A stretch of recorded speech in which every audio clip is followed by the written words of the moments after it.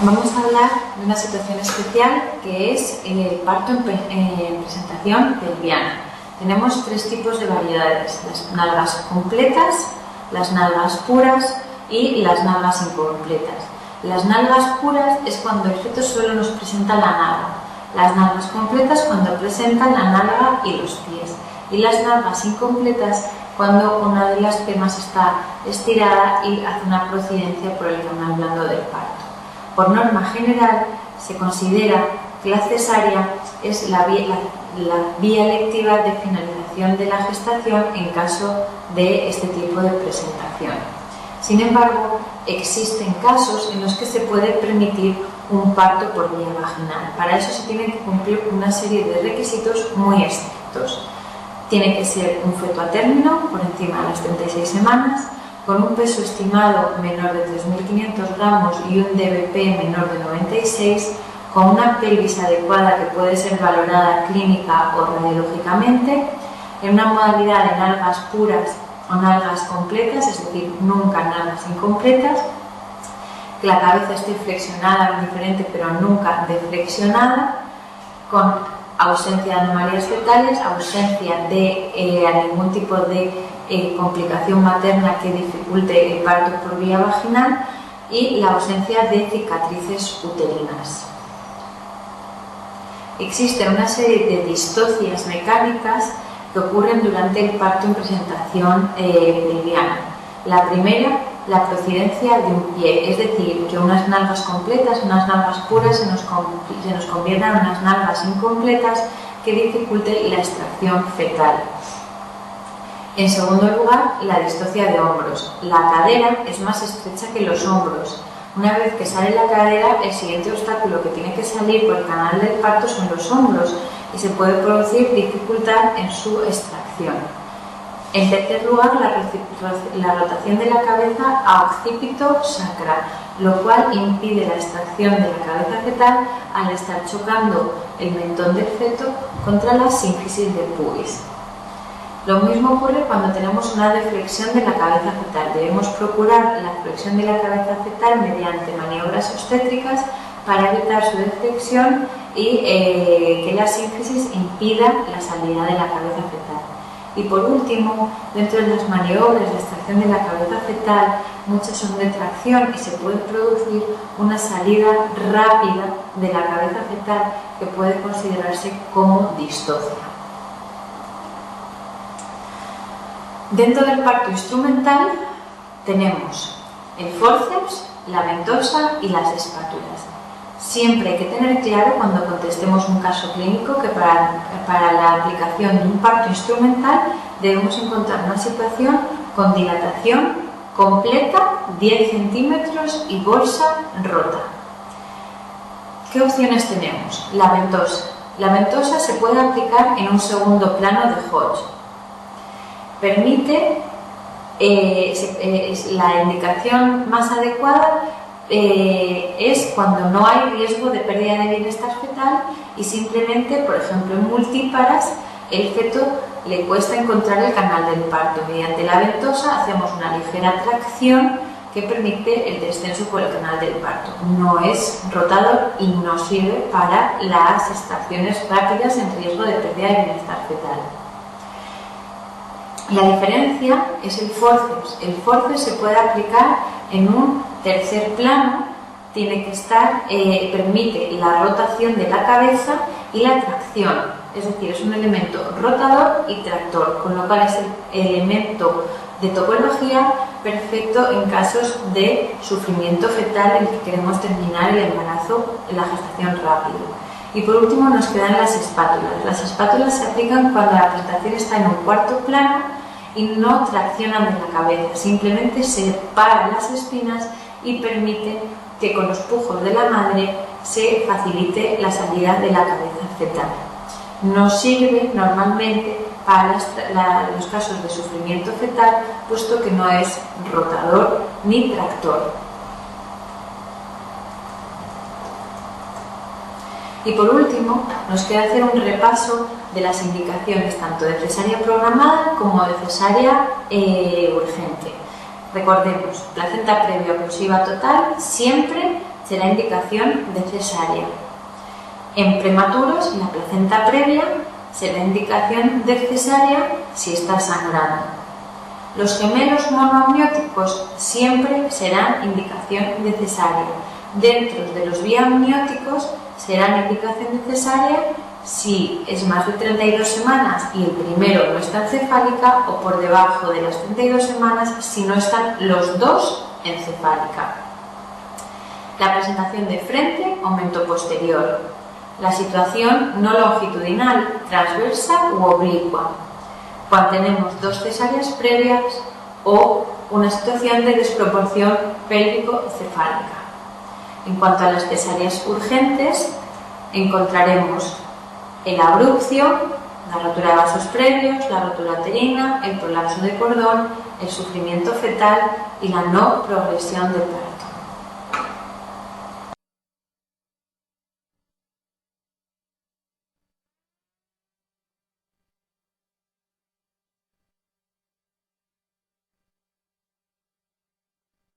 Vamos a entrar en el tema de la gestación gemelar. Dentro de la gestación gemelar, 2/3 son dicigóticas y 1/3 monocigóticas. Las dicigóticas siempre van a ser bicoriales biamnióticas, pero dentro de las monocigóticas dependerá en el momento en el que se ha producido la separación. Si la separación se produce muy precozmente, entre el primer y tercer día, tendremos una gestación bicorial biamniótica. Si se produce entre el cuarto y el octavo día, se tratará de una gestación monocorial biamniótica. Comparten la placenta y son dos bolsas. Y en el caso de que la separación se produzca más allá del octavo día, se tratará de una gestación monocorial monoamniótica. Cuanto más tarde se produce la separación y cuantas más cosas comparten, es decir, si son una gestación monocorial monoamniótica, más riesgo tendrá frente a la gestación bicorial biamniótica. Entre las complicaciones de las gestaciones gemelares, cabe destacar la discordancia de crecimiento entre gemelos. En esta pregunta dicen: un embarazo gemelar, la causa del síndrome de transfusión feto-fetal crónico se debe a la presencia de anastomosis arteriales, arteriovenosas, venovenosas, comunicaciones vasculares o insuficiencia placentaria del feto dador. La causa del síndrome de transfusión feto-fetal es la presencia de comunicaciones arteriovenosas, y para eso la condición que se debe dar es que se trate de una gestación monocorial. Dentro del síndrome de transfusión feto-fetal vamos a encontrar un gemelo que es el transfusor y otro que es el transfundido. El gemelo transfusor es un feto que se está quedando hipovolémico, que se está quedando acardio, que tiene oligoamnios por disminución de la perfusión del riñón y por lo tanto disminución de la producción de orina, y que tiene riesgo de muerte por fallo cardíaco. Sin embargo, el gemelo transfundido es un gemelo que está policitémico, que tiene cardiomegalia, que está con una situación de polidramios por aumento de la perfusión al riñón, pero que también tiene riesgo de muerte fetal por fallo cardíaco congestivo. Es decir, en un síndrome de transfusión feto-fetal, el riesgo de muerte fetal afecta a ambos. ¿Cuál es el tratamiento de este síndrome? El de elección es la separación de esas comunicaciones arteriovenosas entre las dos circulaciones mediante la realización de una fetoscopia y coagulación de esos vasos. ¿Cómo debemos manejar las gestaciones gemelares desde el punto de vista obstétrico? Para entenderlo, vamos a ver este caso clínico y ver en qué nos tenemos que fijar. Nos hablan de una primigesta de 35 años, con dinámica, con una gestación monocorial biamniótica en la semana 36+4, cuyo curso ha sido normal. La exploración revela un cuello borrado con 5 centímetros de dilatación, blando y centrado. El primer gemelo está en cefálica, el segundo en transversa, la bolsa íntegra y la amnioscopia del primero es negativo. ¿Qué tenemos que hacer de cara al parto? ¿En qué nos tenemos que fijar para contestar esta pregunta? Lo primero que tenemos que ver es el tipo de gestación gemelar en cuanto a las bolsas. Si es una gestación monoamniótica, siempre será cesárea. ¿Por qué? Porque en una gestación monoamniótica los dos gemelos se entrelazan sus cordones, con lo cual si realizamos el parto del primer gemelo, el riesgo que tenemos es el prolapso del cordón del segundo al salir con el primero. Por lo tanto, una gestación monocorial monoamniótica siempre va a ser una cesárea. Si nos encontramos ante una biamniótica, dos bolsas, el manejo va a depender de las semanas de gestación. Si nos encontramos por encima de las 32 semanas de gestación, permitiremos el parto por vía vaginal siempre que el primero esté en cefálica, independientemente de cómo esté el segundo, cefálica, podálica, transversa. Si estamos por encima de las 32 semanas, pero el primero no está en cefálica, se realizará una cesárea. Si nos encontramos por debajo de las 32 semanas, en la situación o por debajo de los 1.500 gramos, solo permitiremos el parto vaginal si los dos están en cefálica. Mientras que si el primero o el segundo no están en cefálica, se realizará una cesárea. Cosas a recordar: que la gestación triple siempre va a ser una cesárea, que las gestaciones gemelares no se deben inducir con oxitocina y que se debe esperar al inicio espontáneo del parto.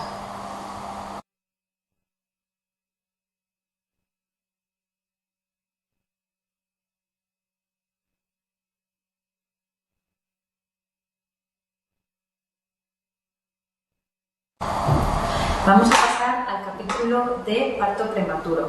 El parto prematuro hay una serie de causas conocidas, pero el 50% de los casos son de causa desconocida. ¿Qué cosas podemos pensar como causa de APP, de amenaza de parto prematuro? Por ejemplo, un útero miomatoso, una infección intraamniótica, una poliomielitis, una pielonefritis puede desencadenar una APP, pero la mayoría de las veces no encontramos una causa.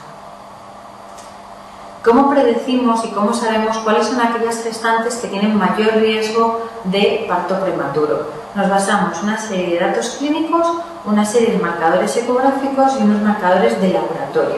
La clínica. ¿Qué nos importa de la clínica? Hay que darle mucha importancia al antecedente anterior de un parto prematuro. Una mujer con partos prematuros previos tiene más riesgo de tener parto prematuro en el siguiente embarazo. La sensación de contracciones dolorosas. No es lo mismo un registro con dinámica en la que la paciente no las percibe que una paciente que percibe esas contracciones como dolorosas, no como las contracciones fisiológicas no dolorosas de Braxton y Hicks. También es clínicamente importante la presencia de sangrado, que nos puede revelar que esas contracciones están modificando el cuello del útero y produciendo sangrado, y la sensación de expulsión del tapón mucoso. En cuanto a los marcadores ecográficos, el más importante es la longitud cervical. Una longitud cervical por encima de 3 milímetros tiene un alto valor predictivo negativo, es decir, que hay muy poca posibilidad, muy bajo riesgo de que una mujer con un cervix mayor de 3 centímetros tenga un parto prematuro en la siguiente semana. También son otros signos ecográficos importantes la presencia de una separación a nivel del OCI. Cuando el OCI está separado, aunque el OCI esté unido, eso quiere decir que se está separando por la acción de las contracciones. Y más aún cuando la bolsa y las membranas prolapsan en forma de embudo dentro del canal endocervical.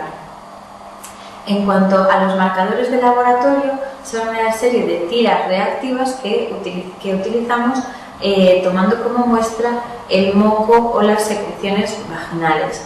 Una es la fibronectina y otra la interleuquina 6. Pregunta típica de caso clínico sobre qué hacer con una gestante en función de los marcadores que nos dan. Nos hablan de una paciente que tiene un antecedente de un parto prematuro. Eso ya es un factor de riesgo. Sin embargo, dice que tiene un cervix permeable a un dedo, grado 30, con una longitud cervical de 3 centímetros, es decir, un cuello largo. Y que además el test de fibronectina es negativo. Sin embargo, sí que tiene contracciones. ¿Debemos hacer algo? ¿Qué debemos hacer? Primero, dice, lo primero que tenemos que tener en la cabeza es que esta paciente tiene un antecedente de un parto prematuro y ante un riesgo de prematuridad, lo primero que tiene que venirse a la cabeza es la administración de corticoides para la maduración del pulmón del feto, es decir, la opción 4. La opción 2 y la 3 son correctas. La utilidad que tienen tanto la longitud cervical como el test de la fibronectina es que tiene un alto valor predictivo negativo. Es decir, en este caso tenemos un cuello largo, un test de fibronectina negativa, con lo cual el riesgo de parto prematuro es muy bajo. Sin embargo, al tener contracciones no podemos descartar totalmente una amenaza de parto prematuro y lo que tenemos que hacer es vigilar a esa paciente y volver a medir el cuello o explorarla en un periodo aproximadamente de 2 horas. Si esa longitud del cervix o esa exploración no se modifica, estaremos ante una falsa amenaza de parto prematuro y en caso de que se modifique, estaremos ante una amenaza de parto prematuro real que requerirá el tratamiento entonces sí con tocolítico. Por eso la respuesta que no es correcta es la 1. No es correcto con esa longitud cervical y con el test de fibronectina negativo instaurar de entrada un tratamiento tocolítico. ¿Qué hacemos cuando tenemos un riesgo de parto prematuro ya bien diagnosticado? 2 fármacos, tocolíticos y corticoides. Los más importantes, los corticoides, porque conseguimos la madurez fetal del pulmón disminuyendo el riesgo de distrés respiratorio. ¿Cuándo los aplicamos y hasta qué edad gestacional? La madurez del pulmón se adquiere a las 34 semanas. Por lo tanto, los corticoides han demostrado su efecto cuando se administran entre las 24 y las 34 semanas. Más allá de las 34 semanas, no está indicado ni la administración de corticoides ni tocolíticos, puesto que se supone que el pulmón está ya maduro. Solo en una situación se administran más allá de la semana 34, que es en la diabética gestacional, porque en la diabética gestacional el pulmón fetal adquiere su madurez más tarde. Otras situaciones en las que no nos plantearemos un tratamiento tocolítico y frenar la gestación será, por ejemplo, en caso de muerte fetal, patología materna grave, en caso de una corioamionitis, nunca debemos parar el parto, o cuando estamos ya en periodo de dilatación. Una vez adquiridos los 3 centímetros de dilatación con dinámica regular, no se puede frenar el parto. Debemos actuar antes de llegar a esos 3 centímetros de dilatación. Como fármacos tenemos los betamiméticos, las AINES, los inhibidores del calcio y el atosiban. Los betamiméticos, el ritodrine, ha sido durante mucho tiempo el tocolítico de elección. Sin embargo, el atosiban ha demostrado ser igual de eficaz que los betamiméticos, pero con menos efectos secundarios. Por eso, hoy en día se considera el tocolítico de elección. Además, los betamiméticos tienen un problema, es que su asociación con la administración de corticoides aumenta el riesgo de edema agudo de pulmón. Esto nos lo pueden preguntar en forma de un caso clínico. Una paciente con gestante, parto con un feto de 30 semanas, prematuro, con administración de betamiméticos y corticoides que empieza con disnea y desaturación de oxígeno. ¿Cuál es el diagnóstico más probable? Una edema agudo de pulmón en el contexto de la administración de estos 2 fármacos conjuntamente.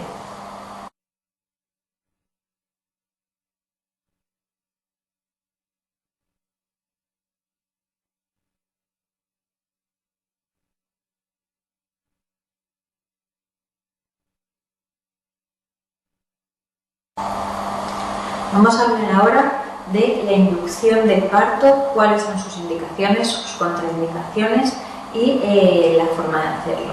Vamos a empezar leyendo esta pregunta. Es una gestación de 42 más 3 semanas con un feto en occipito ilíaca izquierdo anterior, pues el registro reactivo y un cuello favorable.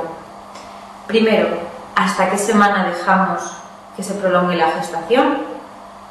¿Hasta que se ponga de parto espontáneamente? No. Consideramos que una gestación es cronológicamente prolongada cuando sobrepasa las 42 semanas.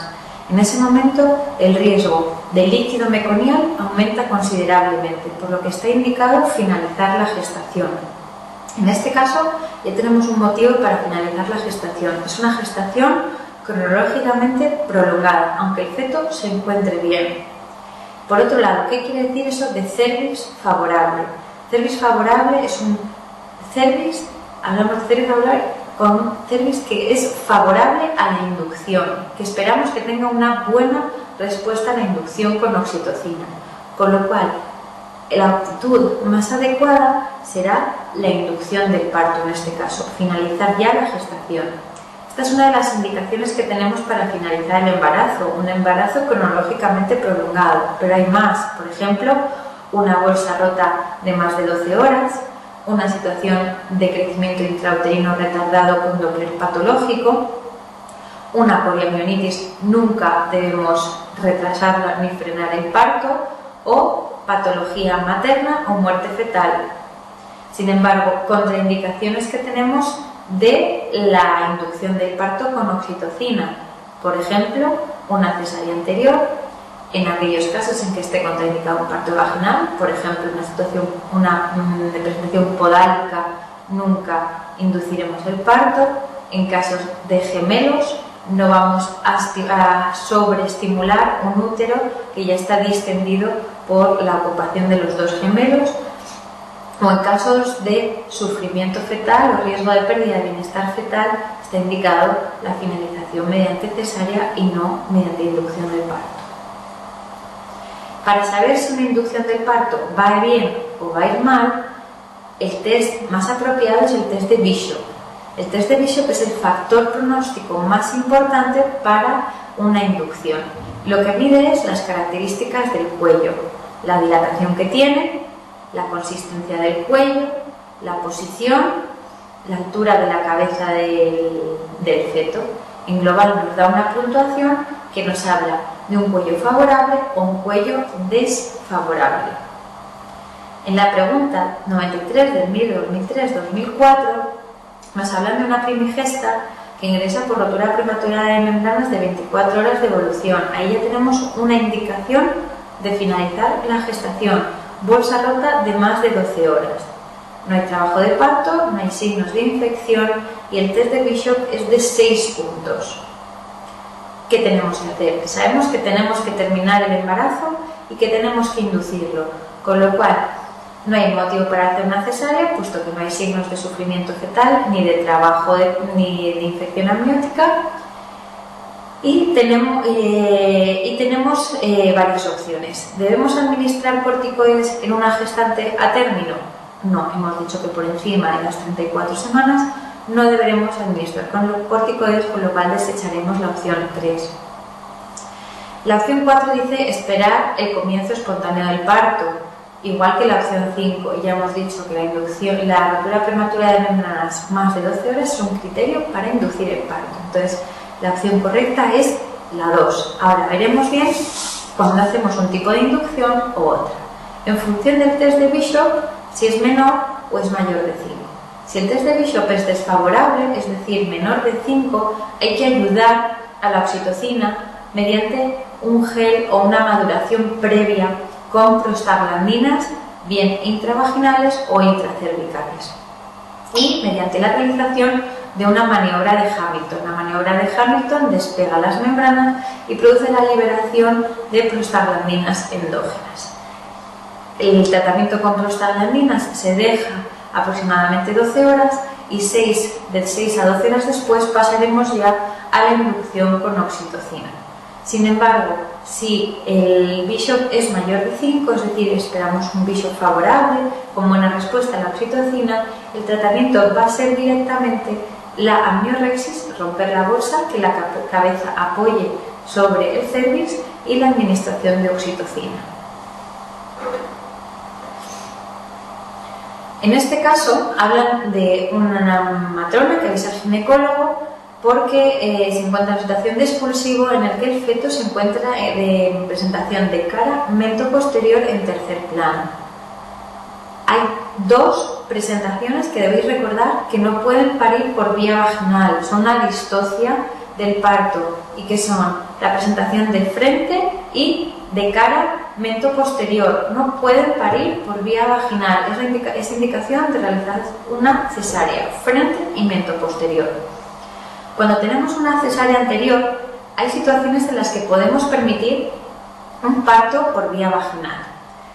¿Qué tenemos que saber de esto? Para empezar, cuando tenemos dos cesáreas previas, lo tercero es siempre una cesárea. Cuando solo hay una cesárea previa, se tienen que dar una serie de requisitos para permitir el parto por vía vaginal. Para empezar, tiene que ser un inicio espontáneo. No podemos realizar una inducción si tenemos una cesárea anterior. En segundo lugar, tiene que ser una presentación cefálica, es decir, no podálica. Que sea una gestación única, no gemelar, y que no se repita la indicación por la que se realizó la primera cesárea.